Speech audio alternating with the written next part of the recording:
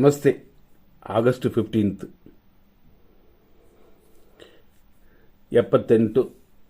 78ನೇ ಸ್ವಾತಂತ್ರ್ಯ ದಿನವು ಆಚರಿಸಬೇಕು.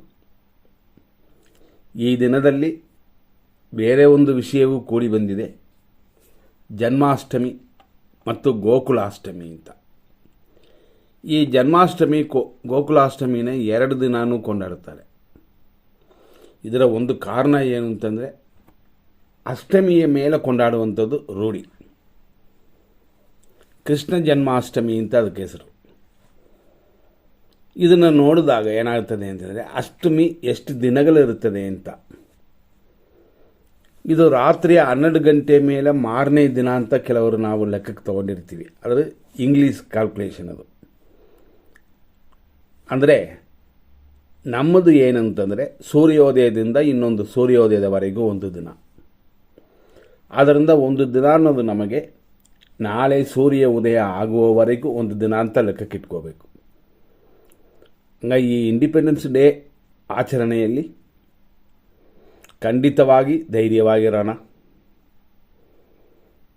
ಸೋದರ ಮಾವನನ್ನು ವಧ ಮಾಡಿದ ಶ್ರೀಹರಿ, ಶ್ರೀಕೃಷ್ಣ, ಗೋಕುಲ ಈ ರೀತಿಯಾಗಿ ಹೆಸರು ಪಡೆದ ಸ್ವಾಮಿ ನಮ್ಮನ್ನು ಕಾಪಾಡುತ್ತಾನೆ.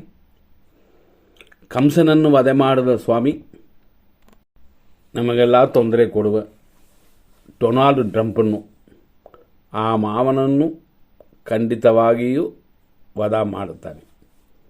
ನಮ್ಮ ದೇಶಕ್ಕೂ ಅಂತ ಒಳ್ಳೆಯ ರಿಸಲ್ಟ್ ಸಿಗ್ತದೆ. ಅವನಿಗೆ ಬೇಡ ಅಂತಂದರೆ ಯಾರ ಜೊತೆಯಲ್ಲೂ ಮಾತಾಡಬಾರ್ದು, ಆಯಿಲ್ ತೊಗೋಬಾರ್ದು, ರಷ್ಯಾ ಥರ ಏನೂ ತೊಗೋಬಾರ್ದು. ಬೇಕು ಅಂತಂದರೆ ಅವರುಗಳು ಮುದ್ದಾಡುತ್ತಾರೆ. ನಮ್ಮ ದೇಶದವರನ್ನ ಸಾಮಾನ್ಯವಾಗಿ ತಿಳ್ಕೊಂಡಿದ್ದಾರೆ. ನಾವೆಲ್ಲ ದುಡಿದು ಮೇಲೆ ಬಂದವರು. ನಮ್ಮ ದೇಶದ ಎಲ್ಲ ಆಸ್ತಿ ಪಾಸ್ತಿಗಳು, ಚಿನ್ನ, ಒಡವೆಗಳು, ಮುತ್ತು, ಧಾನ್ಯಗಳು ಅಂತ ಕೊಳ್ಳೆ ಹುಡ್ಕೊಂಡು ಹೋದರು. ಫಸ್ಟು ಇದೇ ಎಡತರ ಆಗಿತ್ತು. ಹೊರದೇಶದಿಂದ ಬಂದಿರುವಂಥ ಬೇರೆಯವರು, ಬ್ರಿಟಿಷ್ನವರು ಕೊಳ್ಳೆ ಹೊಡ್ಕೊಂಡು ಹೋದ ಮೇಲೆ ನಾವು ದುಡಿದು, ನಮ್ಮ ಹುಡುಗರು, ನಮ್ಮ ಮಕ್ಕಳೆಲ್ಲ ದುಡಿದು ಮೇಲೆ ಬಂದಿರುವಂಥದ್ದು. ಹಂಗಾಗಿ ದುಡಿಯೋದಕ್ಕೆ ಭಯ ಪಡುವವರಲ್ಲ ನಾವು.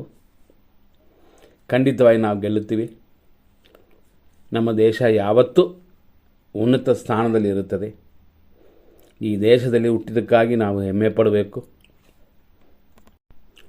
ಅಷ್ಟಮಿಯು ಅಶ್ವಿನಿಯು ಕೂಡಿ ಬಂದಿರುವಂಥ ದಿನವಿದು.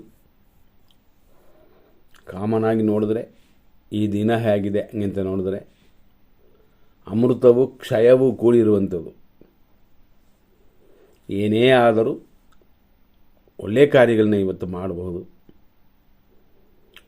ಅಶುಭ ಕಾರ್ಯಗಳು ಮತ್ತು ವರಮಾನ, ಹಣಕಾಸಿನ ಸಂಬಂಧಪಡುವಂಥ ವಿಷಯಗಳನ್ನು ಇವತ್ತು ಪ್ರಾರಂಭ ಮಾಡಬೇಡಿ.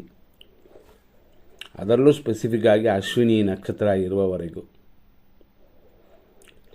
ಆಮೇಲೆ ಏನು ಅಂತಂದರೆ, ಭರಣಿ ನಕ್ಷತ್ರ ಬರುವ ಸಮಯದಲ್ಲಿ ಸಂಪತ್ತಿನ ನಾಶ ಅಂತ ಇರೋದರಿಂದ ಖಂಡಿತವಾಗಿ ಯೋಚನೆ ಮಾಡಬೇಕು.